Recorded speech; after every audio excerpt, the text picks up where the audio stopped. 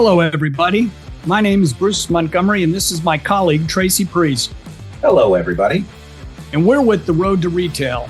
On our podcast, Tracy and I hope to offer tips, insights, ideas, and examples for how small, emerging, and challenger CPG, consumer packaged goods, brands can build their business. Everything from determining if you're ready to grow, where to start, how to prove it online, how to go about securing distribution at a national retailer, driving your business with the end consumer, and how to go about finding an investor if that's important to you. The bottom line is, we would love to help you be successful by highlighting the many important factors that go into establishing and growing your brand. Bruce and I have been working in CPG commercial operations for over 30 years, working on brands of all sizes. By commercial operations, we mean sales, marketing, trade marketing, new product development, broker and distributor management, new product development, brand M&A, and financing. As a part of our show, we bring our guests that are brand founders and leaders, agencies, Amazon specialists, sales agents, contract manufacturers, retailers, and investors to discuss their experiences and share their insights with the audience. To keep up with the show, please subscribe to the Road to Retail podcast on Apple Podcasts, Spotify, or YouTube. Leave us a review and consider sharing the show with a friend or colleague that may benefit from the content. You can also check out our website to learn more at www.road2retail.com and follow The Road to Retail on LinkedIn. We would love to have you along for the ride. Guys. Hello, everybody, and welcome to the latest episode of Road to Retail. Thanks for joining us today. And Bruce, great to see you. How are you, my friend? Tracy, great to see you as always. Getting a little snow here in the Southeast, which is basically like men from Mars, but it's never a bad day to talk Road to Retail. Absolutely. Well, tell our guest today who's our guest today. Oh, well, we have a returning guest. Thankfully, we have Mr. RJ Talyor, who's the CEO and co-founder of a cool firm called Backstroke, which can help brands grow their business, but he's going to tell you about that in some great detail. So RJ, thanks for coming back on the show. Hey, thanks for having me back. Appreciate it. That's great. That's great. So, we were able to trick you to coming back. God knows what we told you that we were going to do. Anyhow, so RJ, why don't we start off telling the listeners exactly kind of a little bit about you and what you've done. And after you give us your background, then we'll dive into what Backstroke does and how it can help people win in the marketplace. Sure. I have been in digital marketing for now over 20 years, which means I'm old. But for over 20 years, I've helped marketers with the technology that they need to build their marketing programs. I started out at ExactTarget, which was a small firm at the time, but grew to be acquired by Salesforce for $2.7 billion. And that was an email marketing, SMS marketing, digital marketing software product. And I led our email and SMS products there. I worked there for 10 years. Started when I was kind of a noob and then grew to be the VP of product. I took that experience to start my first company, which was called Pattern 89, and we would predict what consumers would click on Facebook or Instagram. And it was the early days of artificial intelligence and helping consumers to connect with brands who wanted them to be aware of their products and then ultimately buy them. And then I sold that company to Shutterstock in 2021. I think that's right. And but you only got 2.6 billion for that one, right? 2.6 billion, right? Yeah, okay, I wish. Excellent. Yeah. No, it was a great exit, and I was a part of Shutterstock.ai for a while, but I actually started this new company, which is Backstroke. And Backstroke is kind of the combination of my previous startup, which uses AI, and my kind of origin in marketing, which is all in the email marketing world. Because what Backstroke does is it uses artificial intelligence, specifically generative AI, to create email marketing campaigns for brands. So it's kind of like I went back to the beginning, but took all the things I learned along the way. And now we're almost a year old, and we generate email marketing campaigns for e-commerce and retail brands. And it's a lot of fun, a big challenge. And overall, our product generates email marketing that performs to the tune of 31% better than what a human can do.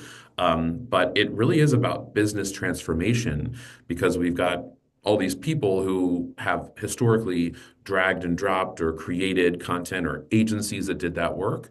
And now with generative AI, we can do the same amount of work that used to be done in about 8 hours in about 5 minutes, and it actually performs 31% better. So we're in this like kind of weird space of what's a brand to do, what's an agency to do, and that's a messy place to be, but it's super fun. So that's what we're up to at Backstroke, and you can check us out at backstroke.com.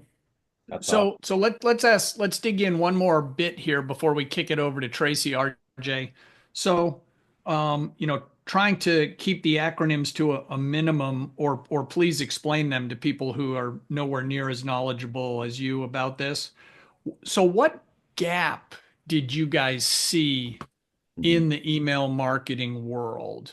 I mean, because there's a lot of people that do it. You guys are definitely doing something different from what I've seen, and I've seen a fair amount of things. So what gap did you guys see that you're trying to Yeah. capitalize on and help people win? Well, they're kind of two actually. One is that humans, are spending a lot of time doing the rote work of creating an email marketing campaign. So a lot of brands and retailers send out maybe 2 or 3 campaigns every week.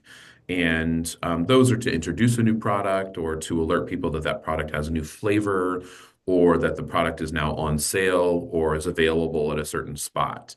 And those emails, and they don't look very dissimilar from each other. So like in, February, you're going to do a Valentine's message, probably a President's Day message.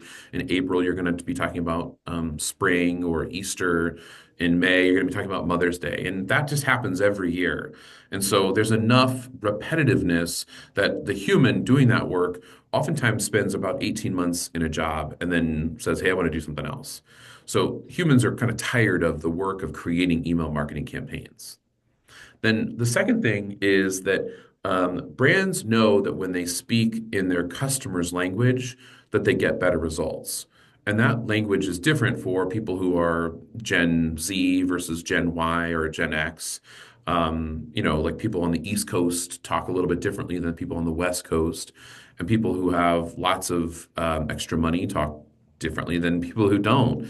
And but brands are trying to do this kind of one size fits all messaging to everybody on their email marketing lists or in their brand marketing. And they know that if they talk more specifically, they get better results. But the problem with that is that human email marketer has to create all of the different variants of the campaign. And it's even more of a slog because it's a save as, make adjustment, save as, make adjustment, save as, make adjustment. So that work that took 7 hours to create a campaign 2 or 3 times a week now takes exponentially more time.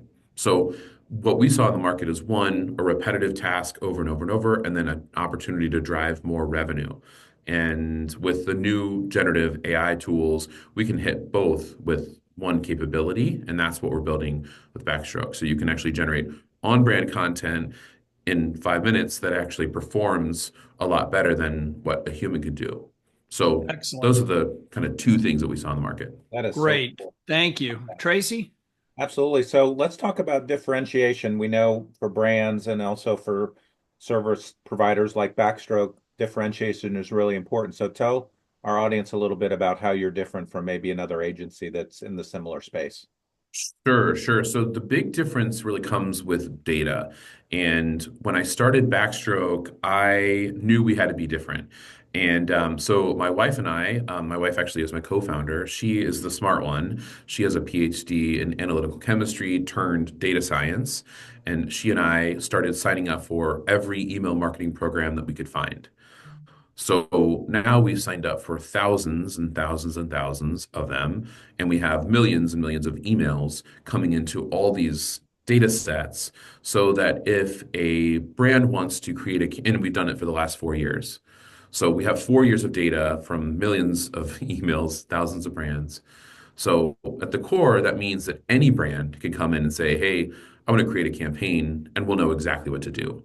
Because in April, these are the types of messages that go out from these types of customers, whether they're premium, mid-price, or low-price product, whether they're selling in-store or only e-com, if they're selling to men or women or kids or all. So all those different dimensions are tracked. And then we also build up a set of algorithms that predict what you will click on, like literally you, Bruce, and you, Tracy, or people like you, demographics like you. And so combining all of that data together, we can then apply the generative AI tools that everybody else is using, but in a way that is tailored specifically to your brand as well as to your audience. So that's really what makes us different.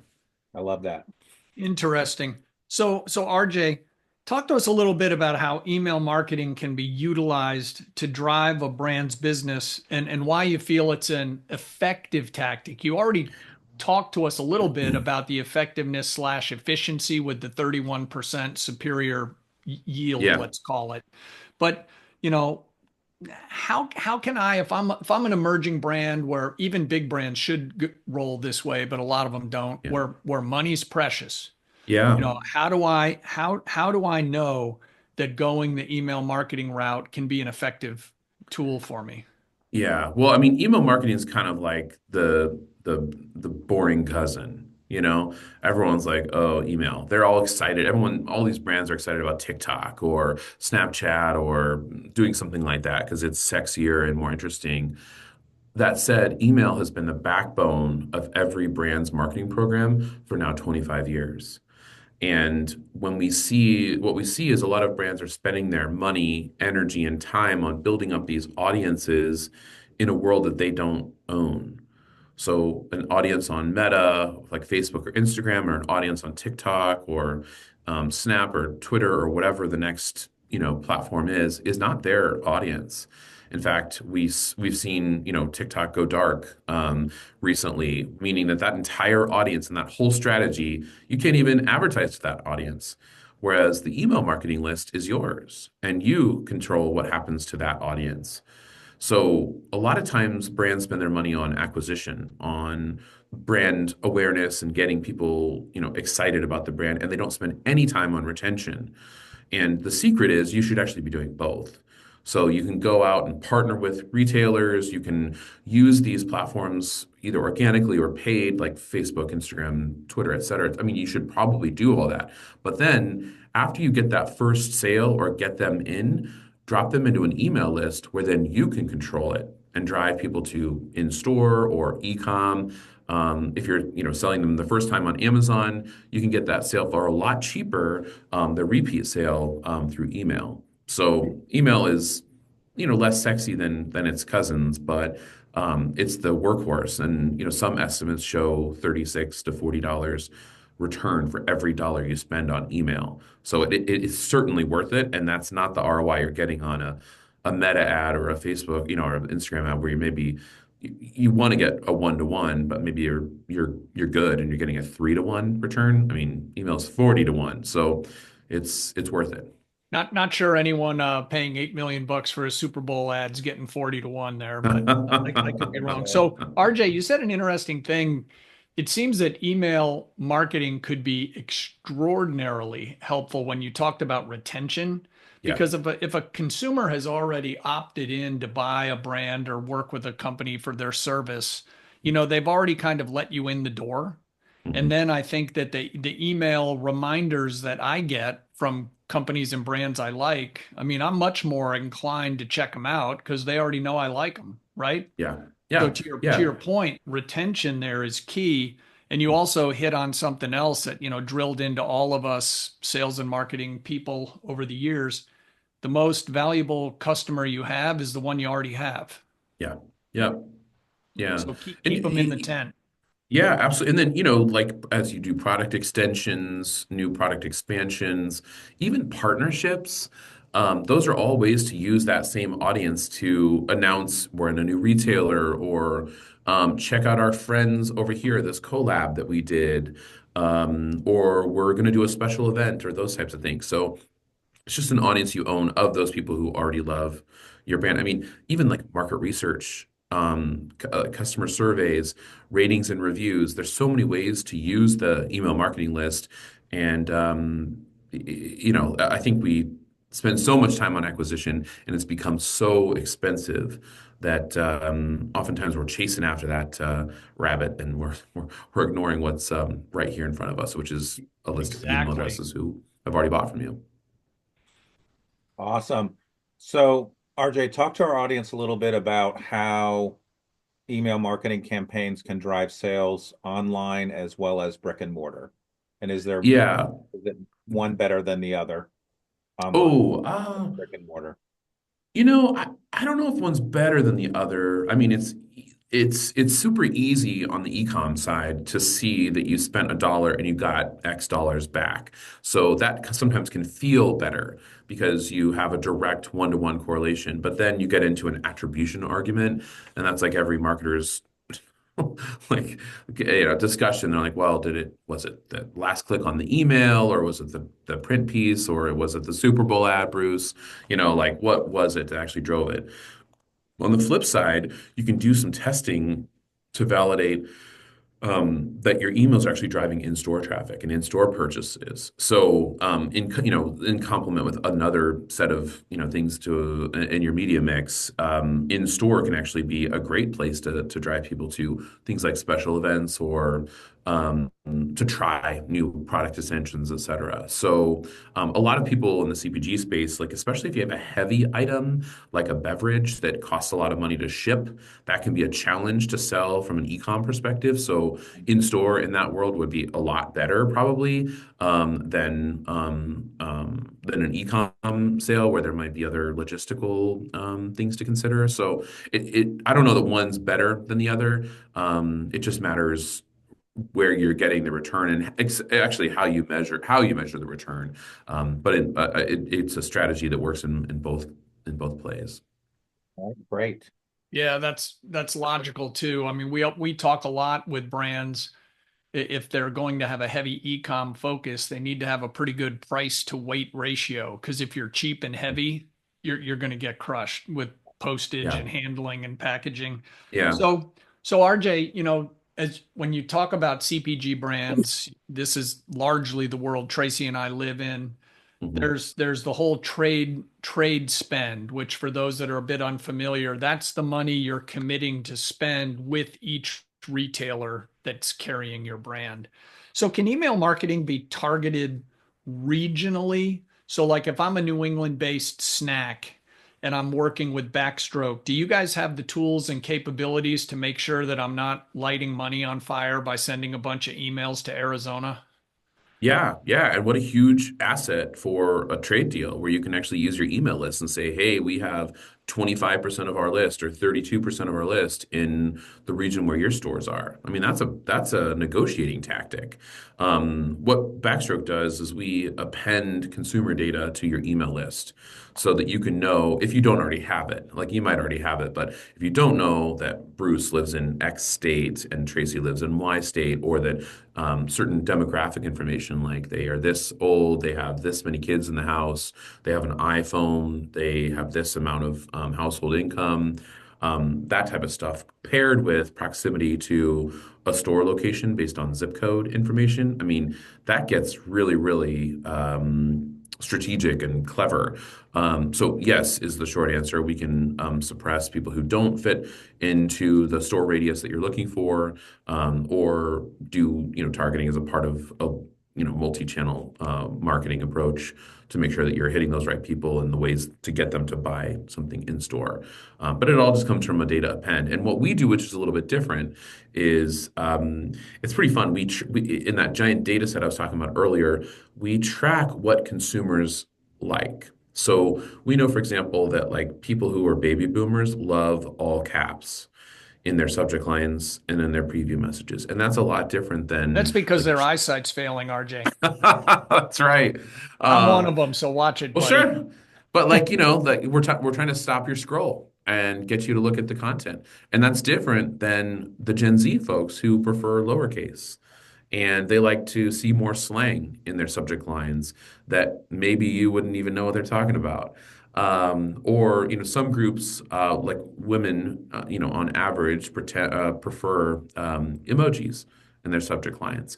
But it varies greatly by state, by income level, by age, by all these different things. So not only can we say, all right, let's target the Northeast with your audience, but also let's speak to them in the way that they're most likely to respond. And the trick for a human marketer becomes, all right, what's on brand for us? My brand guide says we don't ever use all caps. Well, okay, so if that's the case, then what's the best next alternative? And Backstroke will generate variants that are up and down the pike so you can really pick what maps to the predicted outcome as well as to your brand. We have some brands that say we never do anything outside of lowercase. Or like in the imagery, we always have a picture of a man and a woman in the image. So, okay, so then the machine needs to create content that maps to your brand standards or what your brand is about, but also try to maximize results. So, regional, yes, just in terms of talking to the right people, and then talking to them in the right way is the next step there, and we can do both. So RJ, a quick follow-up here. I believe you answered it in that answer you just gave, but I want to be really specific because many of these small emerging challenger brands, they're either building their distribution or maybe they're regional and they're happy to be regional because they're successful. So a specific example, if a brand came to Backstroke and said, "Hey, RJ, you and your team, I've got distribution at Meyer. Can we do an email campaign for our brand focused on driving people into Meyer?" I just want to make sure we specifically put that question on the table to you because I think that has a lot of interest. Yeah, absolutely. We would want to know what states are, which tell me the Myers that you're in. What are the zip codes of those Myers? And then we can map that to all the content. And if you're, national with Meyer, that's one thing. If you're only in specific states with Meyer, that's another thing. But yeah, absolutely. The trick is you have to have the email list. So we're going to get to that in a second. Yeah. Okay. Well, so we'll go from there. All right. Well, thank you because that's really key, folks. So RJ's firm, if you're only in Wegmans, if you're only in Harris Teeter, if you're only in Walmart stores in Texas, they can help you as long as you give them enough clues. Then they can help you solve the mystery of driving more sales.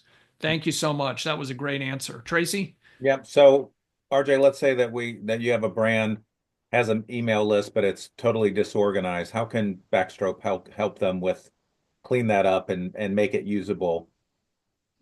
Yeah, that it's always kind of the messy place that you find the most opportunity. So if it's just disorganized, we can help you organize it. No problem at all.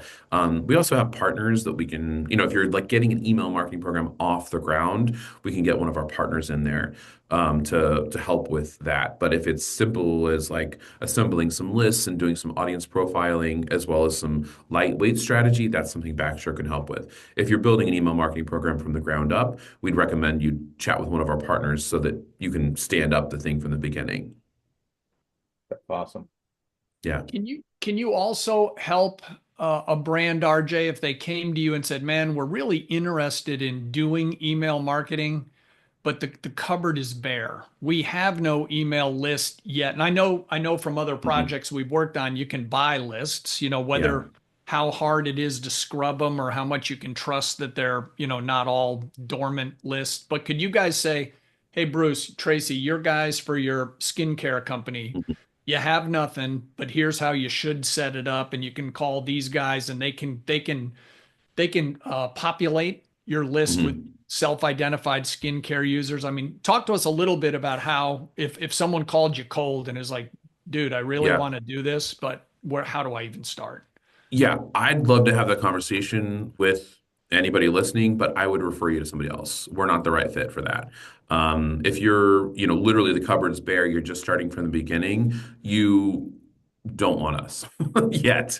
Again, I can refer you to a partner. I'd love to chat with you about it, but I'd refer you to a partner or just say, "Hey, like for everybody comes to your website, just start, do you have a pop-up? getting people on your email list. I don't recommend purchasing lists just because there's risks associated with it, especially if you're starting with a brand. You want to be off on the right foot. You don't want to get your URL blocked or your emails blocked or create deliverability issues. That's not a great look. But there are some partners who can help kind of introduce you and build your own email list. But again, like I can instruct you kind of in the right ways, but Backstroke's not the right fit for you. We're more of a 201. So once you've Okay. got a list, that's where we can really shine. And I always, like when I talk to customers, it's like, hey, we can get you 31% more revenue than what you're getting right now. And if you have zero coming from email, like that's a tough ask, you know. So once you have revenue or you have campaigns up and running, that's when you want to call Backstroke. Okay, well, that's good to know, and it's also good to know that you have, trusted business partners that you Yeah, can steer folks to. So let's talk a little bit. So now people are learning about you. They're hearing it on this show or from other actions you guys are taking. You know, give us at a high level, what does it take to get started, working with Backstroke? How much content do I need? How do I control a budget? How yeah. long will it take from my first call with RJ until something goes out the door? Yeah. So, we made it really simple to get started with Backstroke. We need about a 30-minute kickoff, and then we need kind of keys to your car. So you likely have an email service provider like a MailChimp or Klaviyo or OmniSend or something like that. So you can either provide us with access directly or an API access there, which is like the kind of the technical connection, and then we'll do the work. I'll call you back in a week and say, hey, here's what your list looks like. Here's what your the strategy should look like. And then as you get campaigns out the door, that's when you can start using Backstroke. If you're doing a campaign once a week, we're a great fit for you. And if you're doing more than that, then we become even better fit because every time you use Backstroke, you get more revenue. But it's a pretty simple 30-minute kickoff, and then we'll do the work and then review it with you the next week, and you're up and running. Most customers use Backstroke twice, three times a week. And I monitor all of that just to make sure that we're providing that value. And it's kind of fun to see when customers log in and they are doing actions in the system, and then also the revenue that's adding up there. But pretty simple to kick off, and that's on purpose. So RJ, every client and project is different, but one of the things Tracy and I try to do with our, small and emerging brand audience is allay their fears that every single thing costs $5 million. And I know Yeah. we're not going to get into, how Backstroke is compensated down to the penny. They can call you Yeah. and work through something, but can you just give, kind of, pun intended, I guess, broad strokes on how Backstroke, gets paid? There's not a $2 million setup fee or anything. Nope. Yeah, no. Our customers typically start at $2,000 or $3,000 a month, and we're way cheaper than an agency, and we're a lot cheaper than the human that might be running digital marketing programs today. And the machine doesn't, take coffee breaks or smoke breaks. So it's a good, an easy investment to get more out of your email marketing program. And we have just applied a flat fee. To work with customers because we want to make sure that it's easy to work with us. And as we grow and expand our offering, we'll have other options to buy. But no, it's pretty simple, pretty easy. And we're actually seeing more and more customers move away from kind of that human-driven approach to an AI-driven approach because Interesting. they want their humans thinking of new ways to sell, strategies, partnerships, that type of stuff versus like the drag and drop, upload, download world of email marketing, which is today. Great. Thanks for giving a little color there. Yeah, I Yeah. like the simplicity. So let's talk about seasonality. Is there seasonality to these email marketing campaigns, or is it really predicated on the brand being seasonal?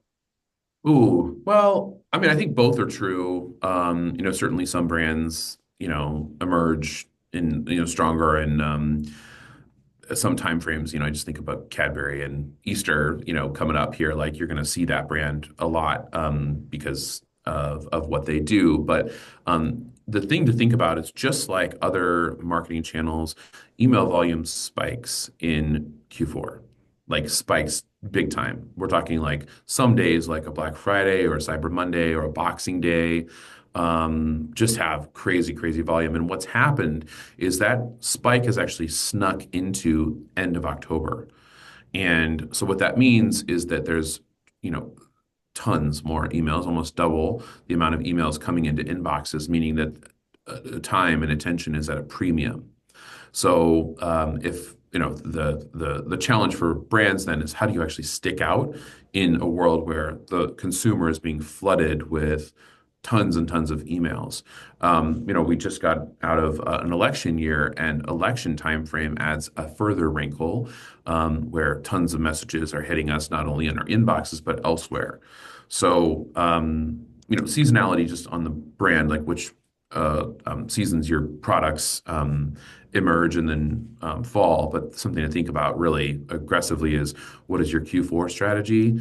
And well, Q4 strategy is kind of even a funny one, like basically mid-October to mid-January. Like, it's not quite Q4. It's like, Right. how do you get out of it? And that window is inching up and up and up. And, we used to complain that you'd go to the store and see Christmas decorations in November, and now you see them in October and maybe even earlier. But same thing on your email marketing programs. They sneak into that October timeframe now. Yeah, I think holiday commercials are going to start right after 4th of July soon. Yeah. Everyone's trying to get a leap on it. Well, Christmas keeps getting in stores, what, September, early October now? It's crazy. So RJ, another little question here on what might be, at least to a layman like me, a quirk around email marketing that hopefully you can add some color to. Is there any demographic or platform traits unique to email marketing? You talked about how some of the differences of, all caps for boomers, some people like no caps, yeah. some like emojis, some don't. Is there anything unique? Like, is email marketing way more effective to younger people versus older, men versus women? Is there anything different about, man, it kicks ass on your laptop, but on your phone, people Mm. just don't want to read that much? Are there any, quirks people you could educate folks on high level?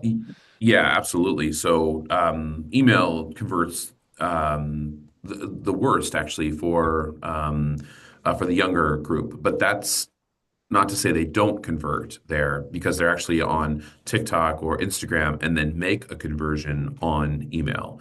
So, and they are, all of those channels together convert. It's like a together thing. So a lot of times people say, oh, young people don't convert on email. And that's not true. They convert at a lower rate than other generations, but still convert. We find that iPhone users typically convert at a higher rate than Android users because they typically end up being more affluent. So especially if your item or product is less of a necessity, it's more of an impulse purchase, that is something that can convert for people who are iPhone owners. And the tricky thing with iPhone owners and or Android owners is that, again, they're going to be bouncing between their iPhone and their mobile or their desktop or laptop device. So it's a combination of the messaging. So you kind of have to think about how am I optimizing for mobile experience such that they'll come back on computer. And what's interesting is the higher amount or like the higher ticket the item, the more likely they're to convert on their computer. So like you're not gonna probably buy a bathtub or a car, or you're less likely to buy those type of big ticket items on your mobile device. You might do some research, you might be looking at it, you might be influenced, that type of stuff, but you want to like the bigger screen to really evaluate things. So that's something to think about. That's a good point. Yeah, there's a lot of there's just a ton of difference between men and women, between age groups. That probably is something I'd have to. We've got like reports on all of that. And the other tricky thing is it changes seasonally, day of week, time of day. So I guess I'm just sort of making the case for like AI here because there's not like one truth, it's all like a set of if-thens that our algorithms are combing through to find the optimal time for conversion. Yeah, but the good news about everything you just said is for if I'm a brand founder, I've got a million things to do. I don't need to figure out everything you Nope. just said. We need to know that you guys have all these tools in place Yes. and this is all you guys worry about every day. Whereas the founders like I have an order with my contract manufacturer. I have a shipment going to Target. This is Yeah. one thing where you can remove some uncertainty from, Yes. your life a little bit there. Yeah. Yeah. We had one customer who it was interesting. We had one customer who was telling us that they believed that their product was being bought mostly by men. And actually our profile showed that customers who were buying two or more times were men, but actually most of their purchases were coming from women. And they had kind of skewed their whole marketing approach to be more driving towards men, but actually there's two distinct segments in there. There's kind of the one-time buyer, and then there's a multi-time buyer. And that was a distinction that is kind of a simple example of something that we might believe about our brand, but is just not true. And it's like you believe it, so then you look for the data, and then if you look at the two-time plus buyers, they are men, but that's not the case for the full list. So, It's um, interesting. Nothing's more powerful than brand folklore. yeah, yes, exactly. Yeah. Yeah. And actually that's where we get tripped up if there's any challenge with Backstroke is that like we'll pull up something that challenges what you assume about your brand or what might work with your brand or whatever. And the marketer might say, no, that's not us. I'm like, well, you don't have to agree with the data, but the data is this. And I think sometimes that's where we see challenger brands or small brands get frustrated, to be honest, is that they are really founder driven or they have a small team of people who say, this is how we've done it. And we can find some things that maybe they don't agree with or don't believe in. And if they're unwilling to experiment or validate those on their terms, then they might get frustrated because the machine's going to find and synthesize data that doesn't potentially validate what they believe. A lot of times it does, but what we're looking for is pockets of opportunity that they're not yet taken advantage of, and that open-mindedness to go after it is important. Very, very interesting. Great insight. Yeah. Love that. So, RJ, as we round third here, tell us who's had the greatest influence on your career and why. Oh, I have to point to my dad. My dad passed away last year, and it's funny to see how much he has come back to me, just like influencing. My dad worked for the same company for 53 years, selling lockers and shelving for a company called Lion Metal Products. I mean, the lockers in, elementary schools and the shelving in giant warehouses sent me to college and paid for family vacations and all that. So that was pretty amazing. But all the while, he was like, RJ, you should be an entrepreneur. RJ, go and be an entrepreneur. And it was funny because I was always frustrated with him. I was like, well, you're not an entrepreneur. Why didn't you do it? And now that I'm a dad, I kind of understand that cycle. I look at my kids, I'm like, you should do this, you should do that.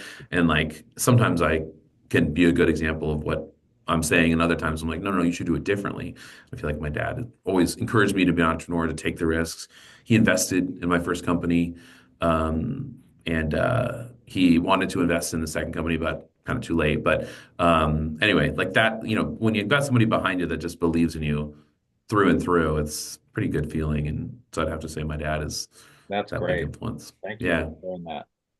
yeah, Bruce? Yeah, that it's hard to beat if you're getting good direction from home. yeah, That's strong. That's strong. yeah, All right, yeah. RJ. So we have a bit of a fun question here, right here toward the end. So who's your favorite football team, band, or brand, and why do you like them?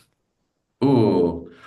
Well, I'm not much into football, to be honest, although I was cheering for the Eagles. Like he just, and that's good. But I think the answer to that question is Fleetwood Mac.